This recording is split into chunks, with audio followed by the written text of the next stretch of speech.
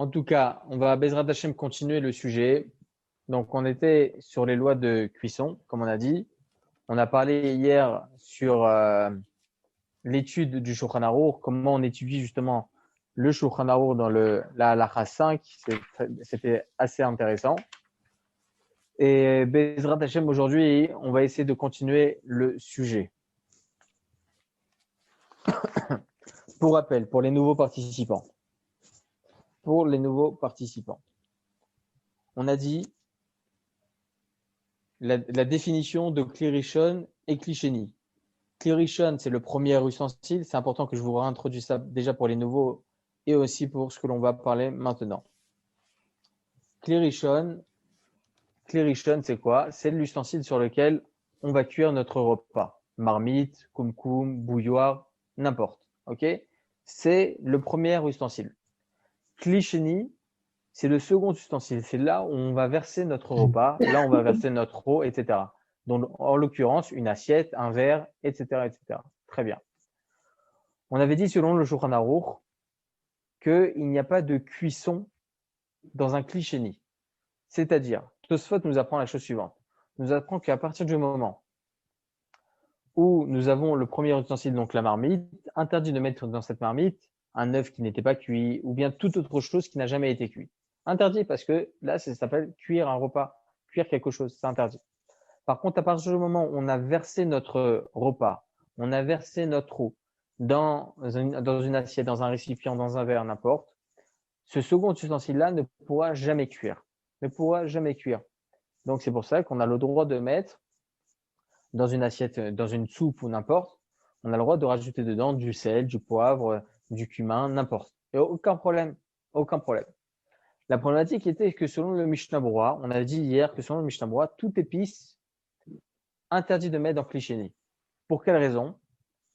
Parce que tout simplement, c'est ce qu'on appelle kalé abichoul.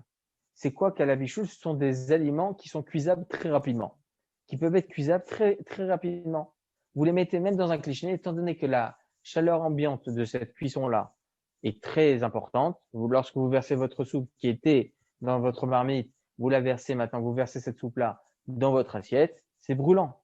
Ok, vous prenez une dafina, vous la mettez dans votre assiette, c'est brûlant. Donc, selon le Mishnah Berurah, interdit de rajouter des épices, étant donné que ces épices-là n'ont jamais cuit. Le poivre, par exemple, il n'a jamais cuit.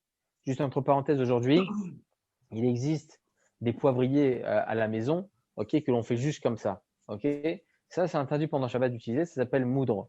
Le seul poivre que je parle maintenant, c'est du poivre qui a déjà été moulu la veille de Shabbat, ou bien les boîtes de poivre normales, etc. Très bien. En tout cas, voilà, selon le Mishnah Berurah, tout ce genre d'épices interdit de mettre même dans un Kli Sheni. Pour quelle raison? Parce que ce sont des aliments qui peuvent être cuits rapidement. Et donc, étant donné que ce sont des aliments qui peuvent cuire rapidement, même dans un Kli Sheni, ils ont la possibilité de cuire. Ils ont la possibilité d'en arriver à une cuisson. Ça, c'est l'avis du Mishnah Berurah.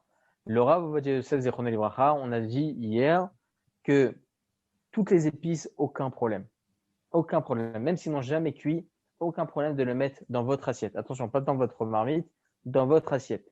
Pour cela que si dans votre dafina, il manque du sel, du poivre, du cumin, n'importe, vous avez le droit d'en rajouter pendant Shabbat. Le Chaya Adam, lui, c'était un des rabbiniques contemporains il y a à peu près une centaine d'années. D'ailleurs, il travaillait, lui, toute la journée. Et pourtant, c'était un très, très, très grand sage en Torah. Très, très grand Talmid Chacham. Très grand Talmid Chacham, il a écrit plusieurs livres. Il a écrit le premier livre, c'est Chaya Adam. Son premier livre, il s'appelle Chaya Adam, la vie de l'homme. Pourquoi il a appelé ça comme ça? Parce que ce livre-là, il concerne tous les lois de Orach Chaim. C'est toute la vie en général, la vie, les lois de Tfila, les lois de Shabbat, les lois de Brachot, etc. Il a écrit un autre livre dans Yoredea. Yoredea, c'est tous les mélanges interdits et tout ça. Comment il a appelé le livre là-bas? Il a appelé Nishmat Adam. Ok? Il a appelé Nishmat Adam. Pardon, pas Nishmat Adam. Il a appelé, attendez, je l'ai écrit tout à l'heure. Il a appelé Chochmat Adam. Pourquoi Chochmat Adam? Parce que justement, on appelle ça Yoredea. C'est quoi Yoredea? C'est tous les mélanges interdits. On appelle ça Dea. C'est tout le savoir. Donc, il a appelé ça Chochmat Adam, la sagesse de l'homme. Ok? Donc, dans ce livre, Chaya Adam, il écrit la chose suivante. Il dit, je comprends pas. Je vais essayer d'affiner ce que j'ai dit hier. d'affiner cette question que j'ai posée hier et aussi pour les nouveaux arrivants. On dit que Clicheni, c'est pas mes vachelles. Clicheni, ça ne peut pas cuire. Comment ça se fait? Vous avez votre marmite, votre marmite de soupe. On va parler d'une marmite de soupe, d'accord? Très bien. Vous avez votre marmite de soupe qui est sur votre plata depuis la veille de Shabbat, donc il n'y a aucun problème. Elle est brûlante, cette marmite. Donc, on comprend bien qu'on n'a pas le droit de rajouter dedans du poivre, du cumin, etc. Ce sont des ingrédients qui n'ont jamais été cuits au préalable. C'est compréhensible. Mais maintenant, vous savez quoi? On prend la marmite, on la sort de la plata, on attend 10 minutes. 10 minutes. Ça va descendre à quelle température? C'était, on va dire, à 80 degrés. Maintenant, c'est descendu à 70, 65 degrés. Très bien. Alors, monsieur le rabbin, c'est permis ou pas de rajouter dedans? Non, interdit. Interdit. Très bien. On va attendre encore 10 minutes, un quart d'heure. Ça va descendre à 50 degrés. C'est permis ou interdit? Interdit. Il faut que ça arrive à une température à peu près moins que Yat Soledetbo. Yat Soledetbo, on a toujours dit, c'est à peu près de 45 degrés. Comme vous dit Michael Dahan, exactement. À peu près 45 degrés. À peu près. Il y a une divergence d'opinion à ce sujet, mais à peu près 45 degrés. Quand ça descend de 45 degrés, on va dire 40 ou 35 degrés. Vous savez quoi? On va arriver à 35 degrés. Là, on va poser la question. Alors, on dira que c'est permis. Alors, permis de rajouter dedans du poivre, etc. Est-ce que c'est logique de dire cela? Alors que si vous versez directement de votre marmite qui était déjà à 80-90 degrés, vous versez dans votre assiette, donc c'est descendu, on va dire, à 75 degrés, on va dire, 79 degrés. Là, nos chachamim nous disent, nos sages nous disent, c'est permis, tu peux rajouter du poivre à l'intérieur. Est-ce que c'est logique ou pas? C'est illogique. C'est illogique. Donc, comment on peut autoriser une telle chose? Comment on essaie de comprendre ça? Très bien, tu nous dis le statut de Clicheni, c'est Clicheni, tu permets. Mais on s'en fout du statut. La météo, la réalité, Tachles, la réalité des choses, c'est que là, c'est une température ambiante assez importante.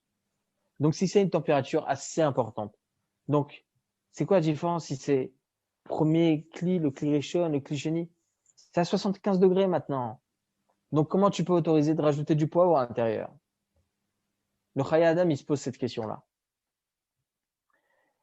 Et c'est pour cela que le Chaya Adam, lui, tranche la halakha, que interdit de rajouter quoi que ce soit qui n'a jamais cuit, même dans un cli Sheni, il faudra attendre que ça descende à une température moins importante que Yad Soledet Bo. Très bien. Ça, c'est l'avis du Chaya Adam. Mais comment on va répondre à sa question? Sa question, elle est intéressante. Alors, il faut savoir que selon la halakha, j'ai aiguisé la question pour répondre à la même réponse que j'ai donnée hier. Mais j'ai aiguisé la question. La réponse est la suivante. Tosfot nous dit dans le traité Shabbat que l'on ne voit pas la température de l'aliment, on voit uniquement ce qui va en résoudre de cela. J'explique. Lorsque, ça on l'a dit ça aussi hier, lorsque vous allez prendre une bouilloire, vous allez chauffer de l'eau à l'intérieur, on va dire en semaine, vous allez chauffer de l'eau à une température 100 degrés. Ça va être bouillant, il y aura des bulles, etc. Vous allez verser cette eau directement. Il y a eu déjà le petit clic de la bouilloire, ça vient de s'arrêter. Vous allez maintenant verser directement dans votre verre. Il n'y aura jamais, jamais, jamais des bulles. Ça n'existe plus.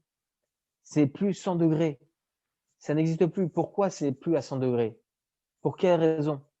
Lorsque vous allez verser votre soupe qui était en pleine ébullition, c'est lorsque vous allez verser dans votre assiette, c'est vraiment très rare où vous allez voir encore des petites bulles qui vont émerger. Pour quelle raison? Pour quelle raison?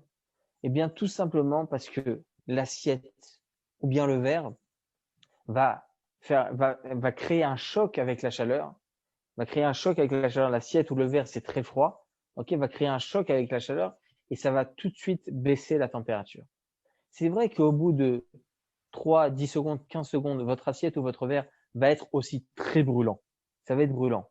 Mais en fin de compte, ça va pas être brûlant parce que c'est brûlant. Non, ça va être brûlant à cause du fait uniquement que le plat en question qui se trouve à l'intérieur de mon assiette, il est brûlant. Mais en fin de compte, l'assiette va toujours rester en mode cliché. Et ça va uniquement abaisser la température de l'aliment. Ça va plus cuire. Il n'y aura plus de cuisson. Ça va plus générer une cuisson. Ça n'existe plus. Ça va uniquement baisser la température. Cette assiette ou ce verre-là va baisser la température. C'est vrai que l'effet que l'air autour, etc., va aussi créer aussi une certaine température assez basse donc de l'aliment et ça va baisser aussi la température. Lorsque vous prenez un café, vous allez mettre, vous allez être dehors alors qu'il fait 0 degré dehors, ça va être plus froid, ça va refroidir plus rapidement que si vous restez à 37 degrés. Vous restez dans une maison où il y a 37 degrés, évidemment. Mais le fait est que le plat lui-même, l'assiette ou bien le verre, va aussi faire effet sur ce plat-là et va refroidir le plat. D'ailleurs, nous avons une grande généralité dans la halakha. Cette généralité s'appelle ta'ata'a gavar. C'est quoi ta'ata'a gavar? C'est lorsque vous avez un élément inférieur, cet élément inférieur va prendre le dessus sur l'élément supérieur. Je vous donne notre exemple à nous. Lorsque vous allez verser votre soupe ou votre eau chaude dans votre verre, ok, ta'ata'a gavar, c'est-à-dire que la température froide du verre va prendre le dessus sur l'eau brûlante, va prendre le dessus et c'est elle qui va refroidir le plat. D'ailleurs, lorsque vous allez vouloir faire un Nescafé, ok, un café au lait, ok, vous allez vouloir faire un café au lait. Ici, Nescafé, c'est café au lait. C'est pour ça que j'ai dit Nescafé. En tout cas, lorsque vous allez faire un café au lait pendant Shabbat. Alors, comment on peut faire du café au lait pendant Shabbat? Vous allez avoir votre café, votre eau chaude, vous avez mis dans votre café. On a déjà dit hier, on a conclu à l'ara qu'il n'y avait aucun problème sur le Shulchan Aruch de faire un café pendant Shabbat, de verser directement du kumkum. Très bien. Maintenant, quand est-ce qu'on rajoute le lait? Est-ce qu'on doit attendre que la température baisse? Comment ça se passe? Ah, vous venez de dire, monsieur le rabbin, que ta'ata gavar, la température ambiante inférieure va prendre le dessus sur la supériorité. Et donc là, la température de l'eau chaude, qui est brûlante, va prendre le dessus sur le lait. Et donc, ça va faire bichoul, il y aura cuisson. Est-ce que c'est permis ou pas? Alors, je vous laisse répondre. Allez, je vous laisse un peu répondre. Je ne veux pas tout dire quand même, c'est pas bien. On est dans un Kélichéni maintenant. Alors, monsieur Ouais, Philippe c'est ça. Cohen, vous dites qu'on est dans un cliché. Bravo, très bien. Selon le Chaye Adam, qu'on a dit au préalable, non, c'est interdit. Pour quelle raison? Parce que la température ambiante inférieure va être à une température de plus de Yad Soleil Beau, plus de 45-50 degrés. Et donc là, ça va cuire mon lait. Et ça, c'est Oui, interdit. pour Chaye Adam, de toute façon, c'est sûr Pour que le c'est Chaye assourd. Adam, exactement. Mais pour le Shulchan Aruch, Rabbi Yosef Karo, il n'y a pas d'interdit. Tout simplement parce qu'il n'y a aucune cuisson dans un cliché. C'est pour cela qu'on a le droit de même rajouter du lait directement dans le café. Et je vous pose la question maintenant à l'envers. Est-ce qu'on a le droit de mettre du lait dans un verre et de verser maintenant de l'eau chaude par-dessus ou pas? Ça, c'est Kérishan, ça. Héros qui est les riches. Ouais, donc ça serait interdit? C'est assourd. Si c'est du lait cru, c'est assourd. Ah, le lait, il est toujours cru, hein? Oui, donc c'est assourd. Non, parce que c'est pasteurisé. Il y en a qui disent que quand c'est pasteurisé. Oui, le lait, il est Et pasteurisé. puis, ouais.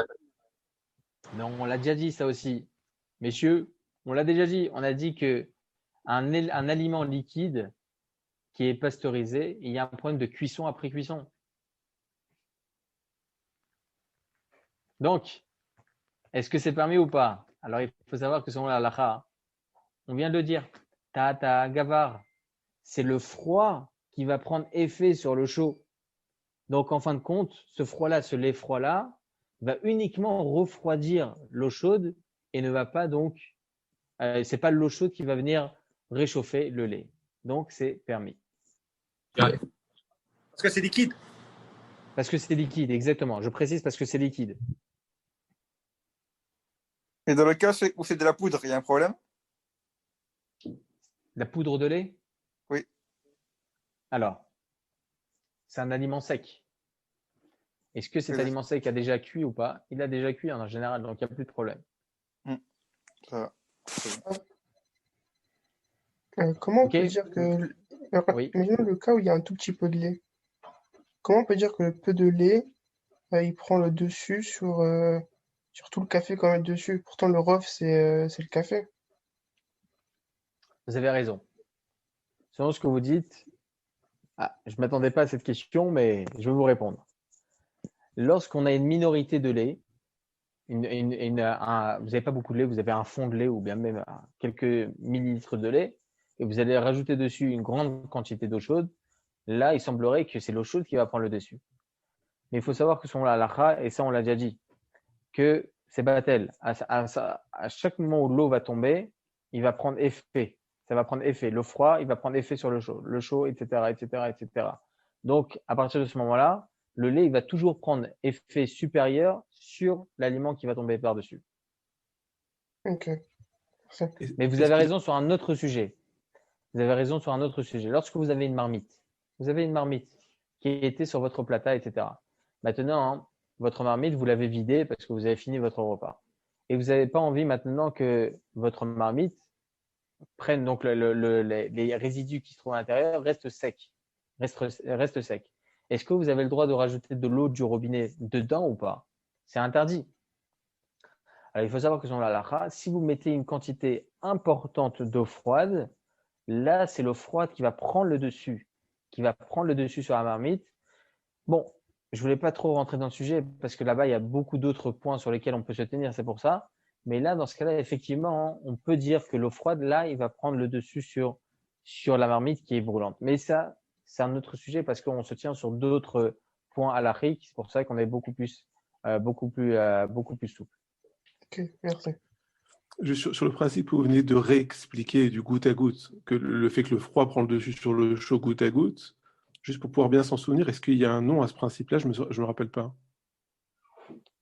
C'est Kama Kama Batil. Kama Kama Batil. Merci beaucoup. C'est écrit dans le shoot Av 4 Ochel, Siman 10 et Siman 32. Merci. Une question?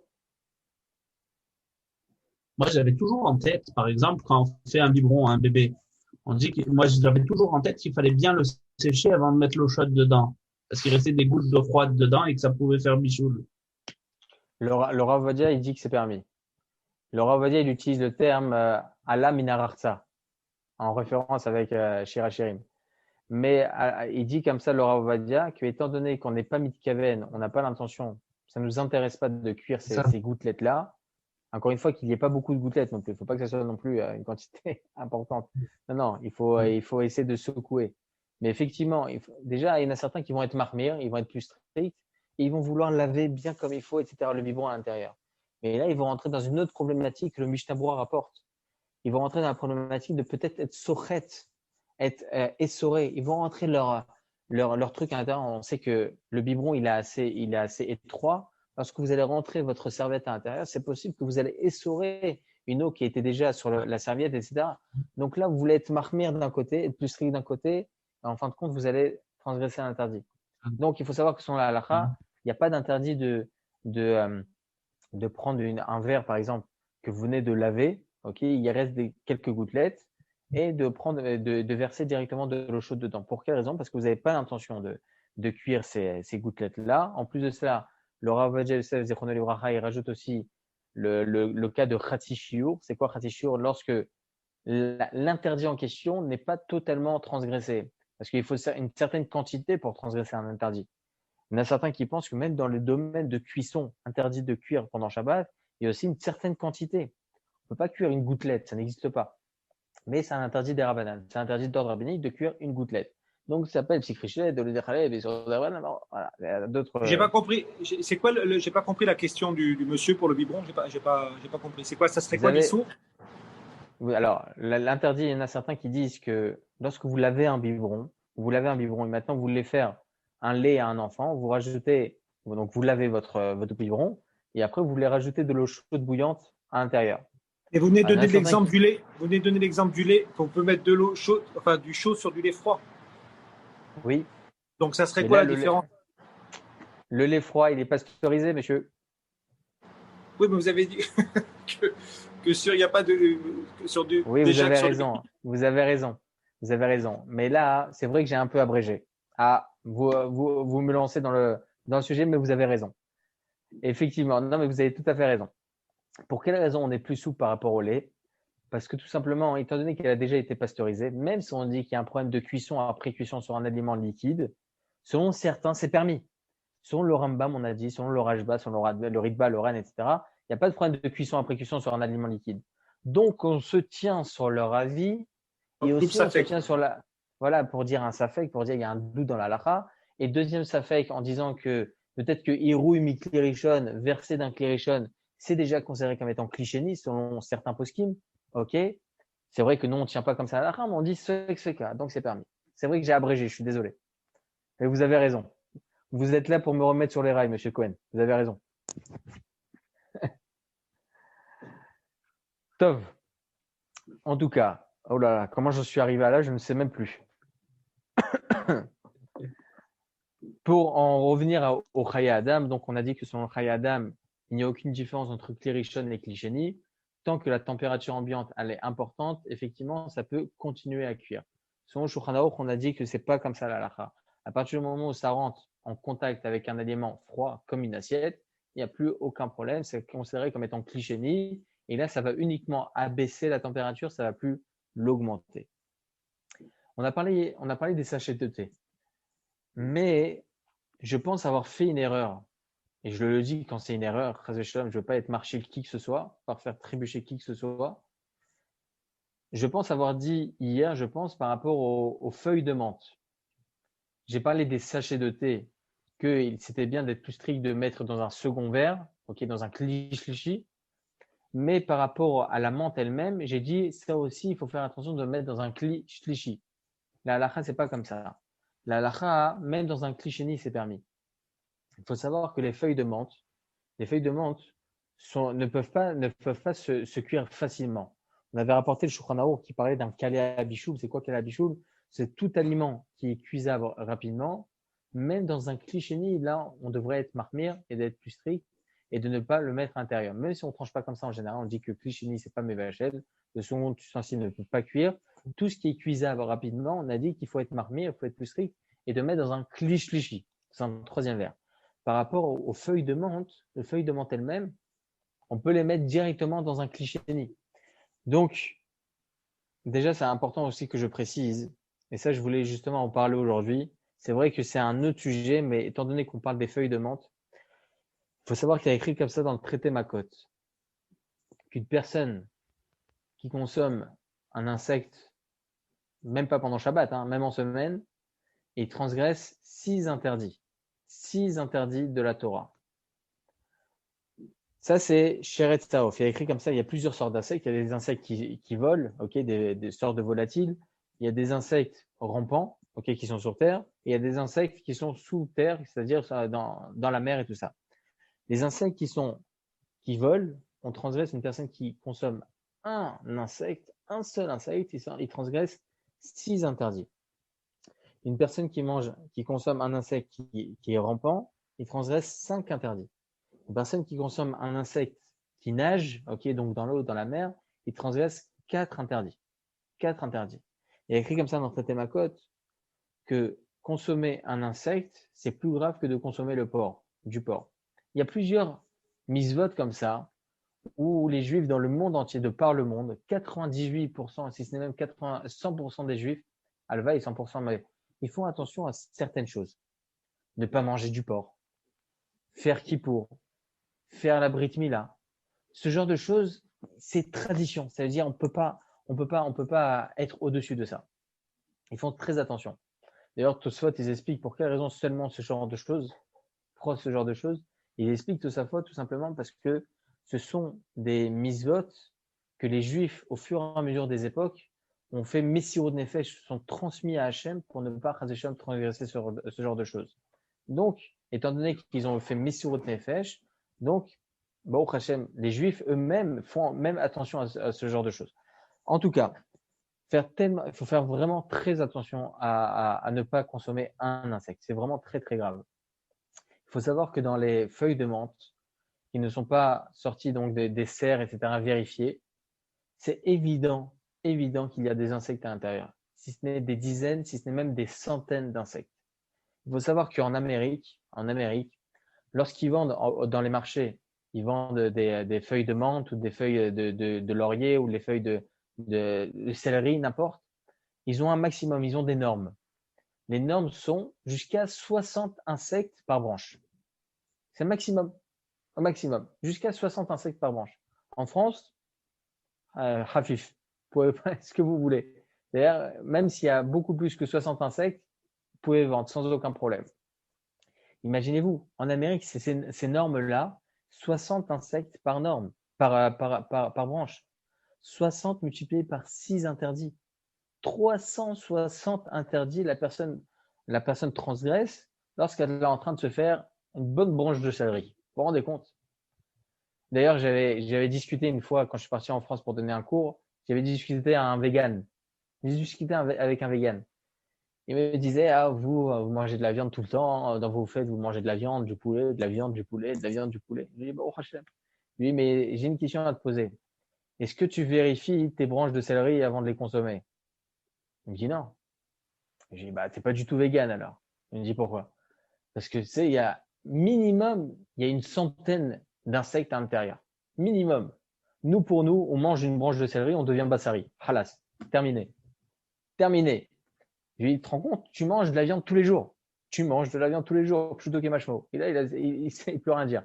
Le problème, c'est que s'il mange plus de légumes ni rien, là, on fait kaddish pour lui. Il mange plus rien. Donc là, il peut rien y faire. Donc il va manger ses légumes, il va manger son céleri et tout ça. Donc là, c'est. Alors justement, je vais tout de suite en parler par rapport à Pessah. Donc, il faut faire vraiment attention que lorsqu'on prend une branche de menthe, une branche de céleri, une branche de salade verte, n'importe, il faut que ce soit des cercles qui sont poussés de manière spéciale. En Israël, ici, nous avons le gouche katif, mais en France, il y a que, on va dire à peu près l'iceberg qui est à peu près bien vérifié, ok, mais c'est pas vérifié. Ce sont dans des serres comme ça, ce sont des serres, et à l'intérieur des serres, donc ils font en sorte que vraiment les feuilles ne soient pas touchées par les insectes. Mais même ça, il faut faire très attention. Il faut savoir que dans les feuilles normales, une personne qui essaie de vérifier une feuille normale, vous avez certains qui vont vous poser des questions avant que les rabbins contemporains ils viennent et nous interdisent de manger ces branches. Il y en avait bien il y a 200, 300 ans, 500 ans qui mangeaient de la menthe. Ok, donc ça veut dire qu'ils faisaient des interdits, ils n'avaient pas de pouce spécial. Ils faisaient des interdits? Non, évidemment que non. Il y a une possibilité de vérifier, mais c'est presque impossible. Presque impossible. Je dis presque parce que bon, il y a une certaine possibilité, mais presque impossible. Vous savez comment on vérifie? Il faut prendre ces branches, chaque feuille, ok, chaque feuille. Il faut mettre de l'eau par-dessus. Il faut prendre après une brosse, hein. Il faut gratter chaque feuille. Et s'il vous reste quelque chose après, parce que normalement il ne reste plus rien, ok, vous devez vérifier au soleil, la laver après avec du savon et le faire passer dans de l'eau. Alors, une personne qui fait comme ça, et je d'abord chez Molad, il en fait de la compote. Ok, c'est impossible de vérifier des branches de menthe, de céleri ou n'importe des salades vertes sans l'avoir pris dans des cercles qui sont spécialisés dans ce domaine. Donc vraiment, il faut faire vraiment très attention. D'ailleurs, il y avait un traiteur ici en Israël qui avait l'ashgacha et tout ça, il avait le tampon, il faisait 5000 repas par jour pour des mariages et tout. Et une fois, le rabbin de cette même ville-là, il est parti vérifier vers 2-3 heures du matin. Le chômeur, celui qui vérifie que tout se passe bien, il n'était pas là. Et il voit que le gars, il est en train de prendre une branche de céleri, mais voilà, il l'a pris comme ça sans qu'il y ait écrit n'importe une cache-croûte par-dessus. Il a dit d'où ça vient ça. Il lui a dit non, vous en faites pas, Raph, je l'ai vérifié. Il lui a demandé comment tu l'as vérifié. Et il l'a fait passer à l'arrière-boutique, il lui a fait montrer une petite machine, une machine à laver, spéciale pour les branches et tout ça.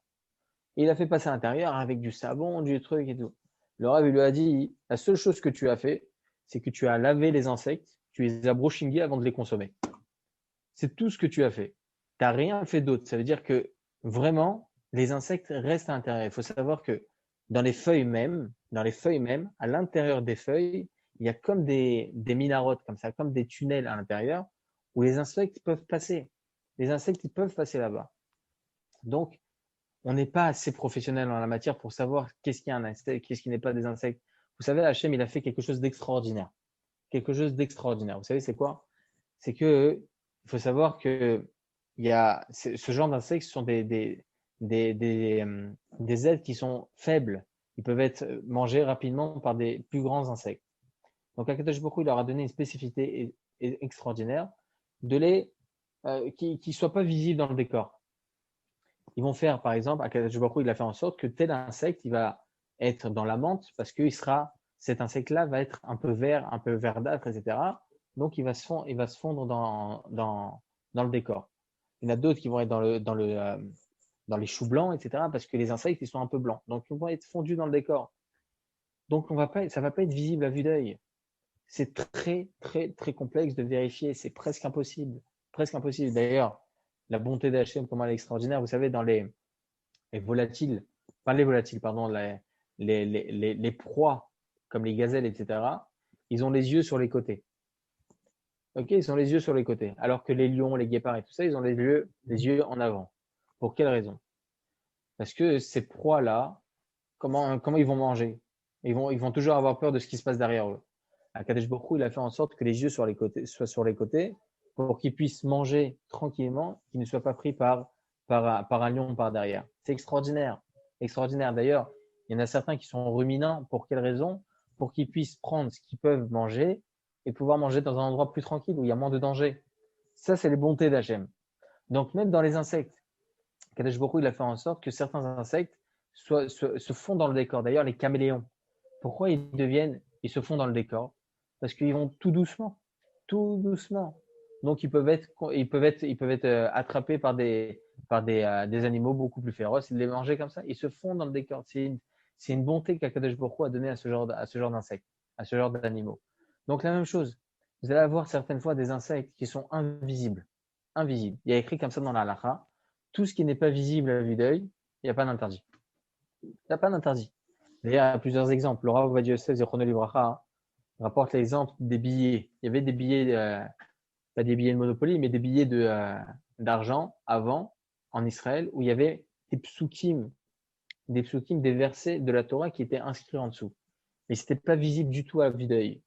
C'est uniquement si on prend un microscope, etc. D'ailleurs, au jour d'aujourd'hui, ils font le Zohar à Kadosh, ok, en microfibre. Ok, c'est impossible de voir. Ça, on a le droit de mettre à la poubelle, il n'y a pas de problème. Ok, tout ce qui n'est pas visible, il n'y a pas d'interdit. Donc la même chose, ce genre de billet, il n'est pas interdit. La même chose, il y avait même à l'époque des cassettes audio. Vous vous souvenez les cassettes qu'on mettait comme ça? Et certaines fois, il se pouvait que une audio pouvait être gravée sur le film, ok, le film marron. Il y en a certains qui disaient on n'a pas le droit de jeter à la poubelle ce genre de cassette. Donc il y avait aussi donc ces cassettes là. Le Rav Ovadia Yosef, il a dit aucun problème parce que c'est pas visible à vue d'œil. Tout ce qui n'est pas visible à vue d'œil, il n'y a pas d'interdit. La même chose, il y a écrit comme ça dans la Gemara qu'il y a des poissons. Il existe des poissons comme ça avec des écailles qui ne sont pas visibles à vue d'œil. Ils sont pas visibles à vue d'œil. Il faut pour autoriser un poisson pour qu'il soit cachère, il faut des écailles et des nageoires. Il y avait des poissons comme ça, il y a écrit comme ça dans la Gemara, où ils prenaient le poisson et le vérifiaient au soleil si les écailles étaient présentes. Alors ça, effectivement, c'est cachère. À partir du moment où si on voit au soleil qu'on voit des écailles, alors c'est cachère. Mais il existe aujourd'hui des poissons où il faut un microscope pour voir s'il y a des écailles. Et ils voient qu'il y a des écailles. Est-ce que c'est permis ou pas? La halakha dit que non. Tout ce qui n'est pas visible à vue d'œil, pas. Ou c'est cachère ou c'est interdit. On ne peut pas se fier selon une vision qui est extérieure, ok, à notre vision à nous-mêmes. Pour quelle raison? Parce que lorsque Moshe Rabbeinu est descendu du mont Sinaï avec la Torah, il n'est pas descendu avec un microscope. Il est descendu pour la donner au Bnei Adam, au Ham Israël, au peuple juif. Le peuple juif, le peuple en général, les hommes, ils ont des yeux. Ils n'ont pas de microscope. Donc pourquoi autoriser ou interdire grâce à un microscope? Ça n'existe pas. Hachem t'a interdit ou t'a autorisé uniquement les choses qui sont visibles à vue d'œil. Donc la même chose par rapport au hétrog. Ok, le hétrog, il y a certaines choses qui rendent permis, d'autres interdits, tout ça. Alors il y en a qui vont venir avec des loupes comme ça pour voir s'il n'y a pas un trou, il n'y a pas de truc. Non, il n'y a pas besoin. Tout ce qui n'est pas visible à vue d'œil, ça n'aura pas interdit la chose. La même chose par rapport aux insectes. Donc il semblerait qu'à partir du moment où on les voit pas à vue d'œil, ça serait pas interdit. Donc pourquoi on a dit maintenant que c'est interdit? Tout simplement parce que si vous prenez l'insecte en question, vous la prenez dans les doigts, c'est visible. C'est vrai que c'est pas visible par rapport au décor qui est autour. C'est là. Le décor qui est autour ne me permet pas de voir, effectivement. Mais ça n'empêche que c'est possible de voir de mes yeux cet insecte. Si je le prends dans un décor blanc, ben je le verrai. Vous allez prendre le Talmud, ok? Vous prenez le Talmud. Vous avez Rashi sur le côté et Tosot, ok? Rashi et Tosot. Rashi, c'est écrit en tout petit, ok? Ce sont des lettres qui sont écrites en tout petit. Ah, il y a encore plus petit que ça, c'est les 2 points, ok? Qui sont dans Rashi. C'est encore tout petit.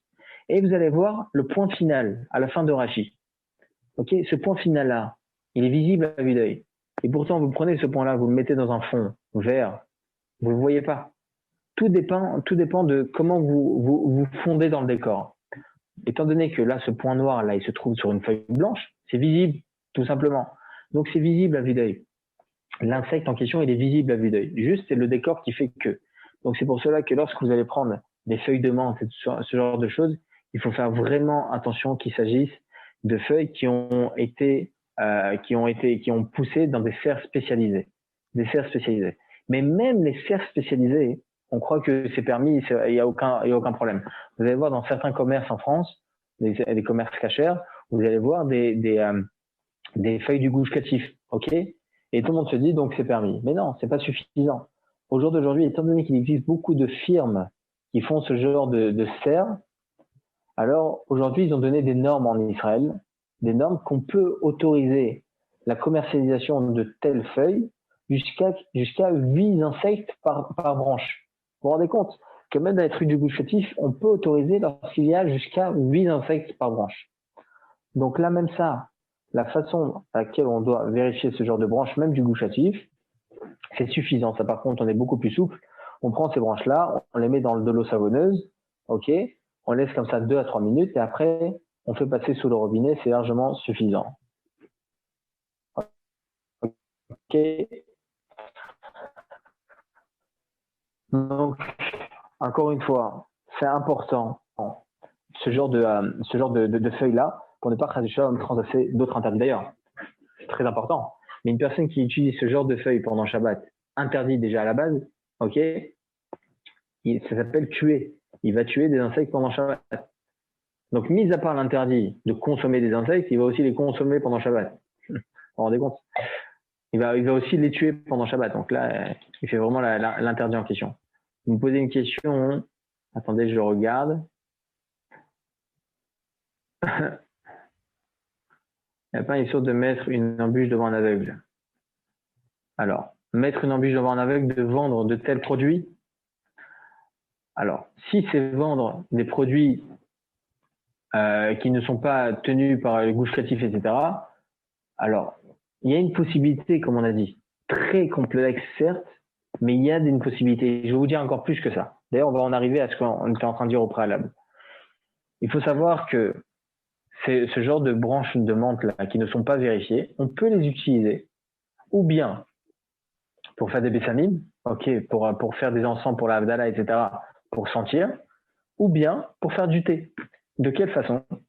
Vous prenez le petit tamis, ça existe aujourd'hui des petits tamis comme ça, où vous mettez dans votre thé, et là, vous avez le droit de mettre vos branches, de verser de l'eau bouillante dessus, et ça va vous faire du thé. Les branches, elles vont pas tomber dans votre thé, c'est juste l'eau qui va être avec l'arôme du thé, de la menthe, qui va tomber donc dans le verre. Ça, même des branches qui ne sont pas vérifiées, c'est permis.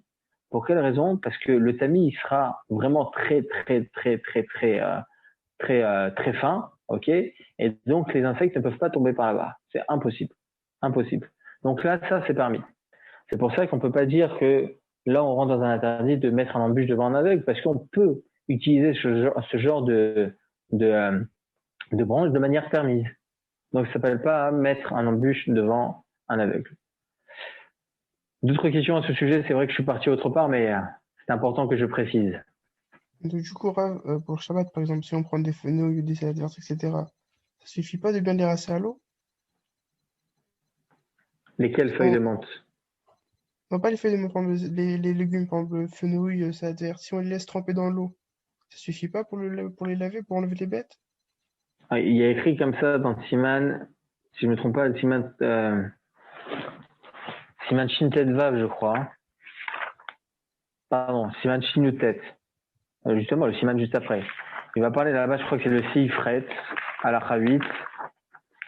En Shorin et Takarchinim, c'est ça? Oui, c'est ça. Seifret, Siman Shinutet Seifret.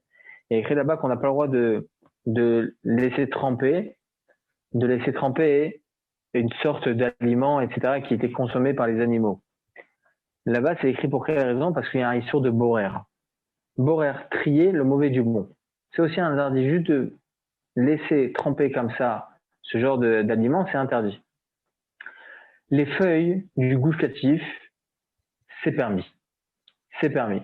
Parce que déjà, premièrement, c'est pas sûr du tout qu'il y a des insectes. Il se peut qu'il y a des insectes, mais en fin de compte, on le fait spécialement et on va dire de manière plus logique lorsqu'on fait ce genre de choses, c'est aussi pour enlever aussi les engrais, etc., qu'ils mettent à l'intérieur et le sable qu'il peut y avoir. Donc là, il n'y a pas d'interdiction. On pourrait, dans l'absolu, entre guillemets, encore une fois, sur ce que j'ai dit, non, c'est un problème, mais consommer cette feuille-là du gustatif sans la laver. Mais encore une fois, dans le safek, dans le doute, alors on les lave, etc. Mais on a le droit de le faire pendant Shabbat, on a le droit de les tremper pendant Shabbat. Mais ce genre de feuilles qui sont très difficiles à laver, ou bien même des fraises pendant Shabbat, interdit de les mettre dans l'eau pendant Shabbat. Il faut les préparer la veille de Shabbat. Pourquoi? Parce que c'est sûr et certain qu'il y a des insectes sur les fraises. Sûr et certain. Donc, il faut faire attention à ce genre de choses. Ça s'appelle aussi borer. Shulchan Aruch, il est explicite. Siman 319 à la 8, en shorin takarshinin, dainu, shimatifmaim, etc., etc. C'est interdit. Mais cette préparation, elle est valide, du coup, pour les nettoyer? Juste mettre de l'eau et les laisser dedans en Shabbat, tremper dedans? Le fenouil, il n'y a pas de problème. Et la Le salade fenouil, il n'y a verte pas de en iceberg. En iceberg. c'est permis. Ok, d'accord, ok, merci. OK? Merci beaucoup. Alors, Monsieur Michael Dahan, on n'a pas d'interdit de les laver. Alors, justement, pendant Shabbat, interdit de les laver, les fraises. Interdit de les Donc, laver. on Il faut va les les laver consommer la pendant veille Shabbat, les fraises? On peut les Vous les avez consommer, mais lavées? il faut les laver la veille de Shabbat. Ok, ça va. Très Donc, bien. quand on arrivera à El Chod Borer, on en parlera. En tout cas, ce que je voulais en venir aujourd'hui, c'est par rapport à Bichoul. On a le droit de prendre des feuilles de menthe et de les mettre directement dans un clichéni. On a le droit de les mettre. Encore une fois, on parle des feuilles de menthe permis. Ok, on a le droit de les mettre directement dans le clichéni. Il n'y a pas de problème. Pourquoi? Parce qu'on n'appelle pas ça un aliment qui est cuisable rapidement. Qui est cuisable rapidement. Donc, il faut savoir qu'au jour d'aujourd'hui, d'ailleurs, il existe même, d'ailleurs, tant qu'on parle de borer, on va en parler aussi, on en a parlé d'ailleurs la dernière fois, il existe même aujourd'hui des bouillottes comme ça, que l'on prépare la veille de Shabbat, avec du thé que l'on met dans il y a comme un petit récipient comme ça de thé au milieu, avec de l'eau autour, qu'on rajoute l'eau pendant Shabbat, qu'on rajoute l'eau la veille de Shabbat, et on fait le thé comme ça. Est-ce que se servir le thé, ça s'appelle borer? Non, il n'y a pas d'interdit de borer, c'est aussi ce genre de choses, c'est aussi permis. Ok. Donc, c'est pour cela que le Shulchan Aruch, on a rapporté hier le Shulchan Aruch dans le Siman Shinutret. Il est déjà très tard. Siman Shinutret, s'il fait, on a rapporté hier l'avis du Sefer Yerim, disant qu'on n'avait pas le droit de mettre du pain dans un clichéni. On comprend bien, selon tout ce qu'on vient de dire maintenant, que ce n'est pas l'avis du Shulchan Aruch. Clichéni, lo mevachel. Le clichéni ne cuit pas. Même si c'est du pain, etc.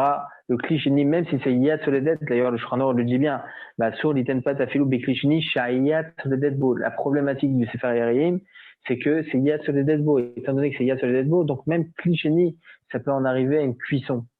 Et nous, comme on a dit, on a bien expliqué pour quelle raison le Shulchan Aruch, on l'a expliqué hier, le Shulchan Aruch n'est pas de cet avis. C'est pour ça qu'on n'a aucun problème de mettre des croûtons de pain, de mettre du pain, etc.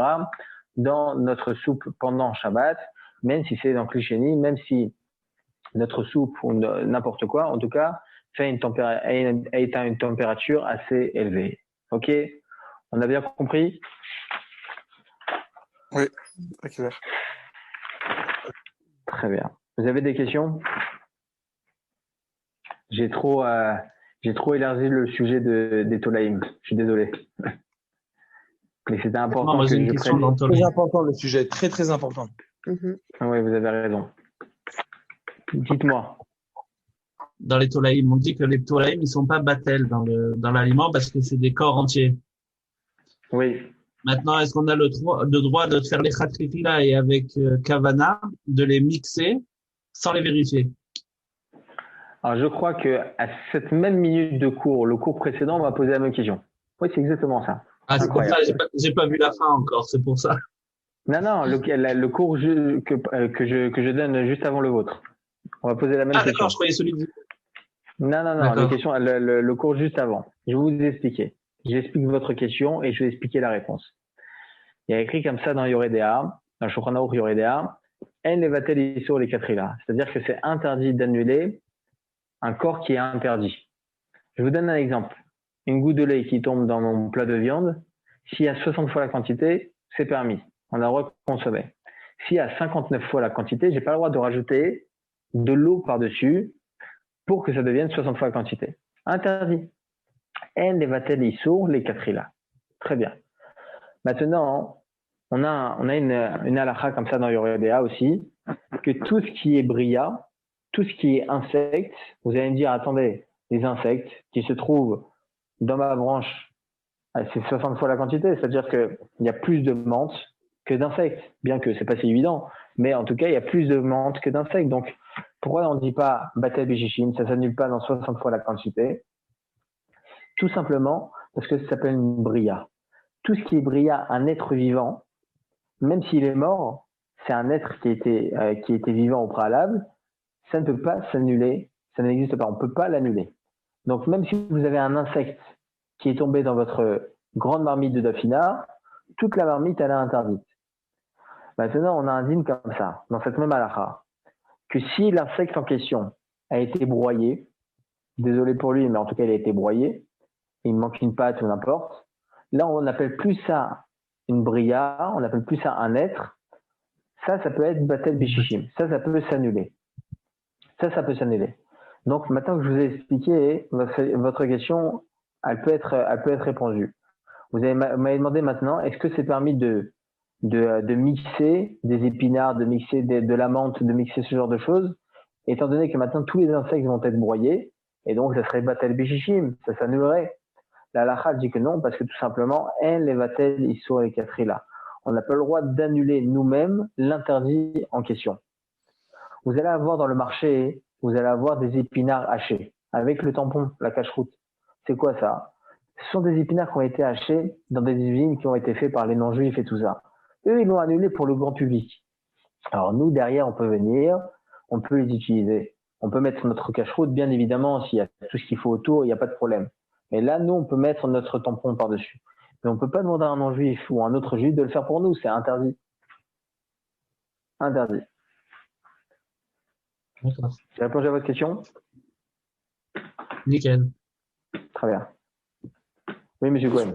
J'ai une question sur la question en fait. Mais si l'insecte il est tombé béchogeg, ça veut dire qu'on n'a pas, on sait pas qu'en fait, on sait qu'il est tombé, on n'arrive pas à le retrouver dans le.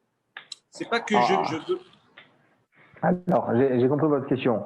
C'est même si vous le mettez pas vous-même l'insecte, évidemment. Non, je veux dire tombe par là comme ça, que vous le retrouvez. je sais que j'ai tout lavé, j'ai tout comme il fallait. Et il y a une mouche qui est tombée dans ma pkeila, ouais. Mais j'ai pas voulu quoi. Alors, on ne peut pas dire que toute la pkeila, il faut la jeter. Là, dans ce cas-là, je peux peut-être broyer.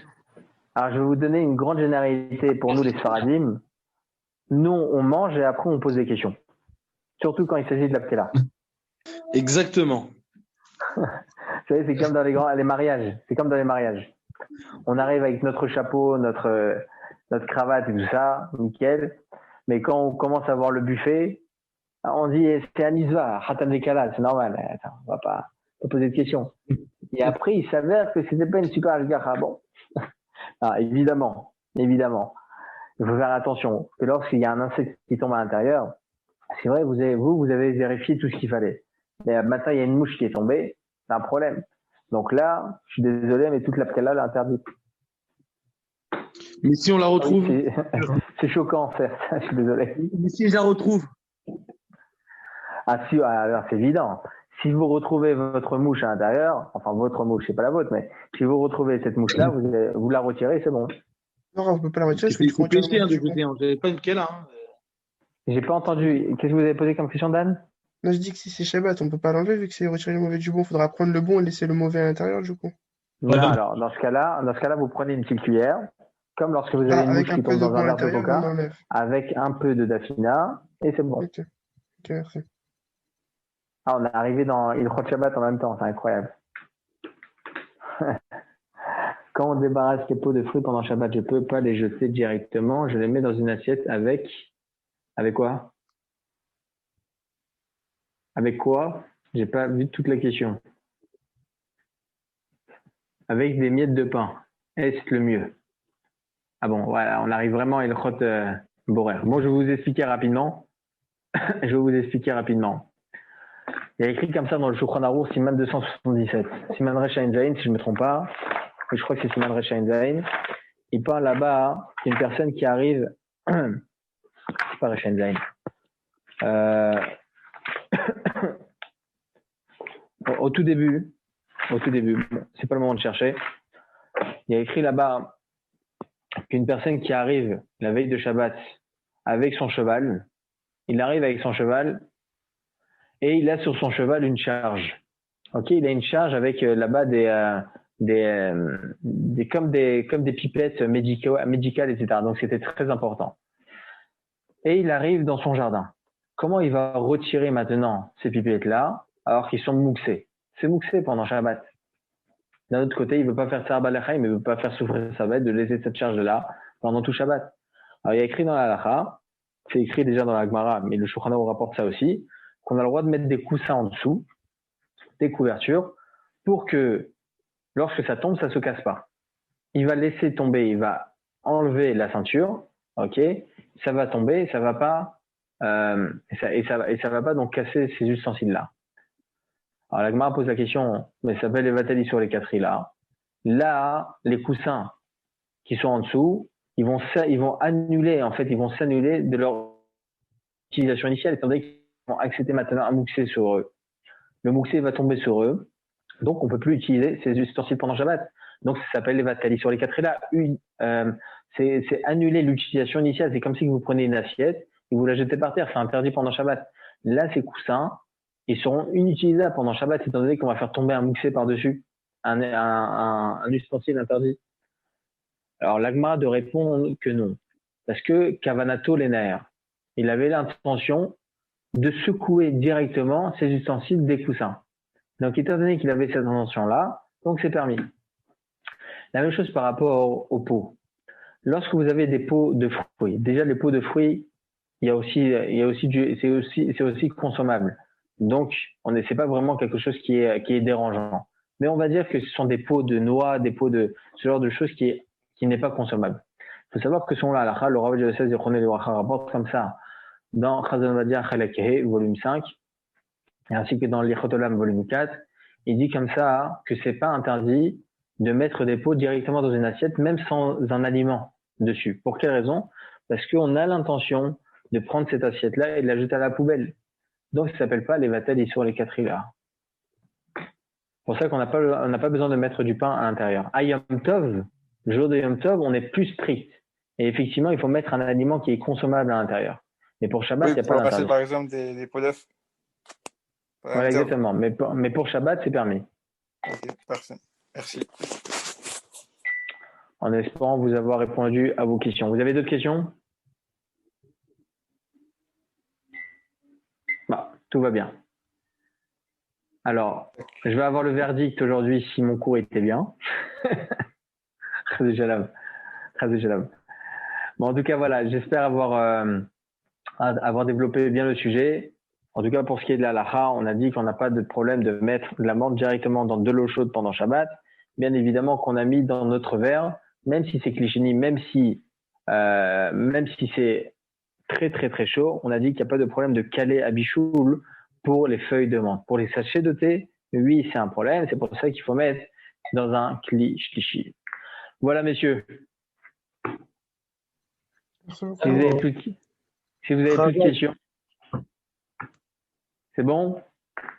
Impeccable. Merci beaucoup. Très très bien. Merci beaucoup. Laila Tov, bonne soirée, Bezrat Hashem à demain. Exact. Bonne soirée. Bonne soirée.